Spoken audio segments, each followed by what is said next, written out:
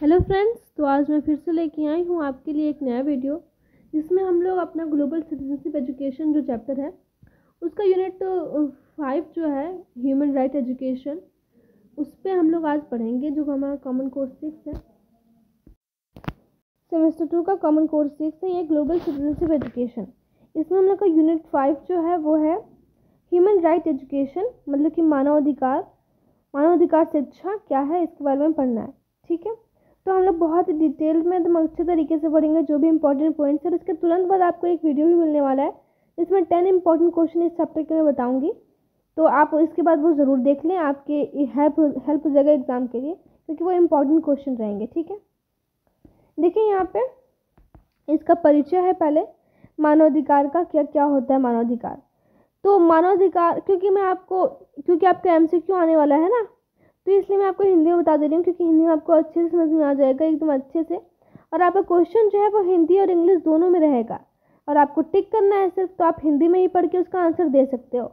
और ये जो टॉपिक है ना ह्यूमन राइट, इसे हिंदी में अगर हम लोग पढ़ेंगे तो ज़्यादा ही अच्छा समझ में हमें आएगा। तो देखते हैं, मानवाधिकार और शिक्षा एक दूसरे से घनिष्ठ रूप से जुड़े हैं।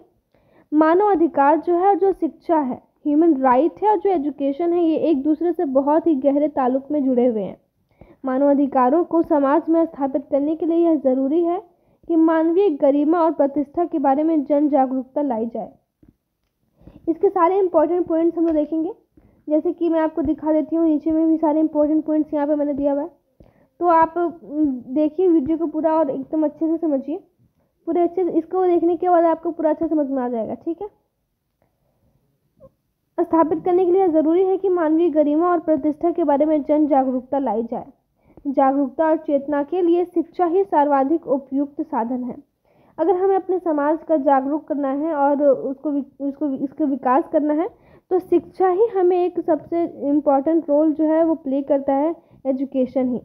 इस दृष्टि से शिक्षा के अधिकार के अंतर्गत ही मानवाधिकारों की शिक्षा भी शामिल है। शिक्षा के अधिकार के अंतर्गत ही मानव के अधिकार की शिक्षा भी शामिल है। यहाँ शिक्षा का उद्देश्य और इसका दायरा भी अत्यंत विस्तृत है। इसे व्यक्तित्व का समग्र विकास सबसे महत्वपूर्ण होता है। व्यक्तित्व का समग्र विकास मतलब कि किसी भी व्यक्ति का हर तरह से विकास होना, ये बहुत ही ज़्यादा ज़रूरी है, जिसकी परिधि में बौद्धिक, मानसिक, नैतिक और शारीरिक विकास, मेंटल एबिलिटी, फिजिकली एबिलिटी, ये सब तरह से डेवलपमेंट आपका होना चाहिए हर आदमी का, तब जाके वो पूरा तरह से डेवलप होता है, समाहित है। ऐसी शिक्षा ही समाज में घोषणा और उत्पीड़न पर रोक लगाने में कारगर सिद्ध हो सकती है।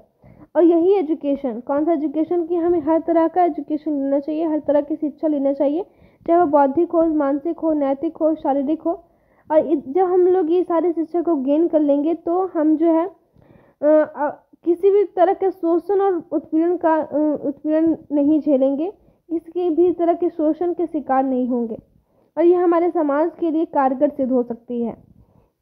इसी से संवेदना, सहिष्णुता और शांति का मार्ग प्रशस्त होगा, और शांति का ही मार्ग इसी से हमें दिखेगा। शिक्षा में सैद्धांतिक पहलुओं के साथ साथ व्यवहारिक पहलू भी विशेष रूप से ध्यान देना होता है, तभी हम जीवन के उन कठोर सच्चाइयों से परिचित हो सकेंगे जिनकी जड़ गरीबी, शोषण और भेदभाव की मानसिकता में है। हमारा कर्तव्य है कि हम नौजवान पीढ़ी को अच्छी संस्कार और गुणों से पोषित करें। अब देखिए यहाँ पे आपका इंपॉर्टेंट फैक्ट्स पॉइंट्स जो होता है ना, जो आपके ऑब्जेक्टिव क्वेश्चन में सवाल बनेंगे जहाँ से, वो यहाँ से आता है। मानवाधिकार क्या है? ठीक है, मानवाधिकार क्या है? तो मानवाधिकार वैसे अधिकार है जो हमारे पास इसलिए है क्योंकि हम मनुष्य हैं, क्योंकि हम मानव हैं। अब किसी जानवर को तो ये अधिकार नहीं ना होगा, क्योंकि हम मानव हैं, हम मनुष्य हैं, हम जीवित हैं, इसलिए हमारे पास ये अधिकार है। राष्ट्रीयता, लिंग, राष्ट्रीय या जातीय मूल, रंग, धर्म, भाषा या किसी अन्य स्थिति की परवाह किए बिना ये हम सभी के लिए सार्वभौमिक अधिकार है। आप किसी भी राष्ट्र से हो, किसी भी लिंग से हो, किसी भी जाति से हो, कोई भी रंग के हो, कोई भी धर्म के हो, कोई भी भाषा बोलते हो, लेकिन आपको ये अधिकार दिया जाता है। ये यूनिवर्सल राइट एजुकेशन के अंदर आता है। ये यूनिवर्सल राइट है, ये सार्वभौमिक अधिकार है। समझ में आ रही है ना बात? ये हर किसी को ये अधिकार है। मानवाधिकार इसे ही कहते हैं जो हर किसी को अधिकार होता है, हर मानव को, हर मनुष्य को अधिकार होता है। इनमें सबसे मौलिक, सबसे ज़्यादा जो इसमें जो बेसिक राइट्स हैं, जो मौलिक अधिकार है, वो क्या क्या है? तो जीवन के अधिकार से लेकर वे अधिकार शामिल है जो जीवन को जीने के लायक बनाते हैं। जैसे कि अपने मन का आप भोजन खा सकते हैं, अपने मन का आप शिक्षा ले सकते हैं, अपना मन का आप काम कर सकते हैं, स्वास्थ्य अपने मन का ले सकते हैं, और अपना स्वतंत्रता होता है और अधिकार होता है। तो ये सब राइट्स जो है ये आपके फ्री होते हैं, इसके लिए आप पूरे एलिजिबल होते हैं, है ना। आपसे ये अधिकार कोई नहीं छीन सकता है, और ये हर मानव के लिए है। अर्थ पे जितने भी ह्यूमन हैं ये सब के लिए है, ठीक है। आज़ादी से जीना, आज़ादी से खाना, आज़ादी से पीना और अपना फ्री रहना, ये आपका अधिकार है। प्रत्येक वर्ष जो है ये काफ़ी इम्पोर्टेंट है, आप देख लें। प्रत्येक वर्ष अंतर्राष्ट्रीय समुदाय 10 दिसंबर को विश्व मानवाधिकार दिवस मनाता है। 10 दिसंबर को विश्व मानवाधिकार, राष्ट्र नहीं, विश्व मानवाधिकार दिवस मनाता है, ठीक है। फिर देखिए यह वर्ष 1948 के उस दिन के उपलक्ष्य में मनाया जाता है जब संयुक्त राष्ट्र मतलब कि यूनाइटेड नेशन महासभा ने मानवाधिकारों की सार्वभौमिक घोषणा universal declaration of human right को अपनाया था। जिस दिन जो है ये डिक्लेयर हुआ था, ह्यूमन राइट का जो घोषणा हुआ था, उसी दिन ये 1948 के उस दिन को ही हम लोग जो है विश्व मानवाधिकार के रूप में मनाते हैं। UDHR universal declaration of human right मानवाधिकारों के अंतर्राष्ट्रीय विधेयक का एक हिस्सा है। कई क्षेत्रीय कार्यालयों के साथ जिनेवा में इसका मुख्यालय है।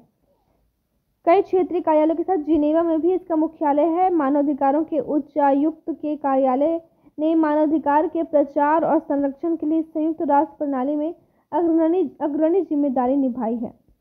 अब हमारे भारत में मानवाधिकार के लिए क्या रूल्स है, क्या रेगुलेशंस है, ये हम लोग देखेंगे, ठीक है। तो मानवाधिकार से संबंधित प्रावधान क्या है भारत में, तो परिभाषा पहले देखिए। तो इसे पहले तो हम लोग हम लोग बोल रहे थे विश्व मानवाधिकार, अब हम लोग बोलेंगे राष्ट्रीय मानवाधिकार। तो भारत के राष्ट्रीय मानवाधिकार आयोग के अनुसार संविधान द्वारा गारंटीकृत व्यक्ति के जीवन, स्वतंत्रता, समानता और सम्मान के संबंधित अधिकारों के रूप में मानवाधिकार या अंतर्राष्ट्रीय अनुबंधों में सन्निहित तथा भारत में अदालतों द्वारा लागू किए जाने योग्य है। कौन कौन सा राइट्स है? तो जीवन के लिए, स्वतंत्रता के लिए, समानता के लिए और सम्मान के लिए, ये सारे इससे संबंधित अधिकार हमारे लिए जो है हमारे कॉन्स्टिट्यूशन में ये लागू किया गया है और हमारे लिए ये राइट्स दिए गए हैं। अब देखिए राष्ट्रीय मानवाधिकार आयोग। भारत में राष्ट्रीय मानवाधिकार आयोग मतलब कि नेशनल ह्यूमन राइट कंसिडरेशन की स्थापना वर्ष 1993 में की गई थी। कब स्थापना की गई थी भारत में राष्ट्रीय मानवाधिकार आयोग का? 1993 में, इसे याद रखिएगा, ठीक है। फिर देखिए जिस कानून के तहत इसे स्थापित किया गया है वह है मानवाधिकार अधिनियम protection of human right amendment 1993 का संरक्षण। जिस कानून के तहत इसे स्थापित किया गया है, मतलब कि यहाँ पे कुछ भी लागू होता है तो किसी एक्ट के तहत, कोई भी नियम के अंतर्गत, तो ये जो हमारा लागू हुआ है मानवाधिकार, ये protection of human right amendment, ये 2006 में ये एक्ट जो है ये आया था। प्रोटेक्शन, इससे आप नोट करना चाहते हो तो नोट कर सकते हैं, ठीक है। मैं आपको लिख देती हूँ यहाँ पे, आप इसे नोट कर लीजिए, इम्पोर्टेंट है, ठीक है। Protection of human right act 2006, ठीक है। इसे ज़रूर से कॉपी में आप लोग डाल लें, ये इम्पोर्टेंट है। इसी एक्ट के अंदर हमारे मानवाधिकार को लागू किया गया है, स्थापित किया गया है, ठीक है। तो ये है आपका, और ये जो आपका जो है यहाँ पे देखिए कौन से वर्ष में यह स्थापना इसकी हुई थी? 1993 में 12 अक्टूबर, ये डेट भी नोट कर लीजिएगा, 12 अक्टूबर 1993 में इसकी स्थापना की गई थी। और इसे कौन से एक्ट के अंदर अमेंड किया गया है? तो protection of human right amendment के अंदर, एक्ट बोल सकते हैं, अमेंडमेंट बोल सकते हैं। अधिनियम राज्य मानवाधिकार आयोग की स्थापना का प्रावधान करता है। इसके बाद देखिए यहाँ पे भारतीय कानूनों में शामिल मानवाधिकार। अब भारतीय कानून में कौन कौन से मानवाधिकार शामिल है? भारतीय संविधान में मानवाधिकारों के कई प्रावधानों को शामिल किया गया है। मौलिक अधिकारों का भाग 3 अनुच्छेद 14 से 32 तक। तो मौलिक अधिकार कौन से भाग में है? भाग 3 में अनुच्छेद 14 से 32 तक। ये सब जरूर से नोट कर लें, बहुत इंपॉर्टेंट है आपके एग्जाम के लिए। मौलिक अधिकार भाग 3 में अनुच्छेद 14 से 32 तक, ठीक है। फिर देखिए यहाँ पे संविधान के अनुच्छेद 14 से 18 तक भारत के प्रत्येक नागरिक को समानता के अधिकार की गारंटी देता है, क्योंकि ये हमारा मानवाधिकार है। हर आदमी को समान वैल्यू दिया जाना चाहिए, समान अधिकार देना चाहिए, समानता का अधिकार होना चाहिए, चाहे वो कोई भी जाति का हो, कोई भी रंग का हो। तो अनुच्छेद 14 से 18 तक, ठीक है। अनुच्छेद 19 भाषण और अभिव्यक्ति की स्वतंत्रता से संबंधित है। आदमी अपने विचार को कहीं भी प्रकट कर सकता है, अपना भाषण दे सकता है। तो 19वें भाषण का आप नोट कर लीजिएगा। और अनुच्छेद 21 जीवन एवं स्वतंत्रता का अधिकार प्रदान करता है। हर आदमी को जीने का अधिकार है और अपने मन से, अपने आज़ादी से जीने का अधिकार है। तो स्वतंत्रता का है अनुच्छेद 21 में और भाषण का है अनुच्छेद 19 में, ठीक है। इसे ज़रूर से नोट कर लें, बहुत इंपॉर्टेंट है ये। फिर देखिए यहाँ पे मौलिक मानवाधिकारों के उल्लंघन के मामले, अगर कोई इसका उल्लंघन करता है, कोई अगर इससे नहीं मानता है, नागरिक अनुच्छेद 32 के तहत उच्चतम न्यायालय और अनुच्छेद 226 के तहत उच्च न्यायालय जा सकते हैं। वो वहाँ पर उनकी सुनवाई होगी।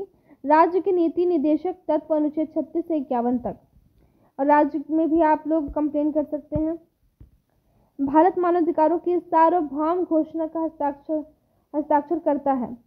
भारत जो है मानवाधिकारों की सार्वभौम घोषणा का हस्ताक्षर करता है, मतलब कि वो यूनिवर्सल राइट एजुकेशन जो है उसका हस्ताक्षर किया है भारत। उसने ICESCR एवं ICCPR की पुष्टि की है। भारत में ने निम्न की पुष्टि की है। किस किस चीज़ की पुष्टि की है उसके भी यहाँ पे बताया गया आपको। नस्लीय भेदभाव के सभी रूपों के उन्मूलन पर अंतर्राष्ट्रीय अभिसमय, महिलाओं के खिलाफ सभी प्रकार के भेदभाव के उन्मूलन पर अभिसमय, बाल अधिकारों पर अभिसमय, विकलांग व्यक्तियों के अधिकारों पर अभिसमय।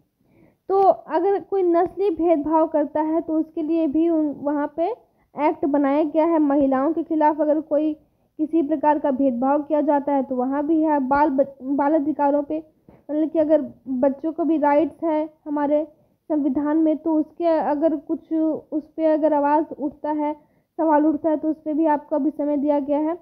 और विकलांग व्यक्तियों के लिए आपको अधिकार दिया गया है, और वहाँ पे भी आपको अगर इसका उल्लंघन होता है तो उसके लिए आप जो है अपना आवाज़ उठा सकते हैं और कदम उठा सकते हैं। तो ये था टोटल आपका भारतीय मानवाधिकार। हमारा भारत का मानवाधिकार भी हमने देखा, और हमने विश्व की मानवाधिकार भी हम लोगों ने देखा। और विश्व मानवाधिकार 10 दिसंबर को मनाया जाता है। इसके बाद जो है आपको आने वाला है एकदम बहुत ही इंपॉर्टेंट MCQ का वीडियो, जो इसी चैप्टर का रहेगा। 10 इंपॉर्टेंट क्वेश्चन इसी चैप्टर का है, आप जरूर से उसे देखें। और कोई डाउट हो तो मुझसे कमेंट में पूछ लें, ठीक है। Thank you.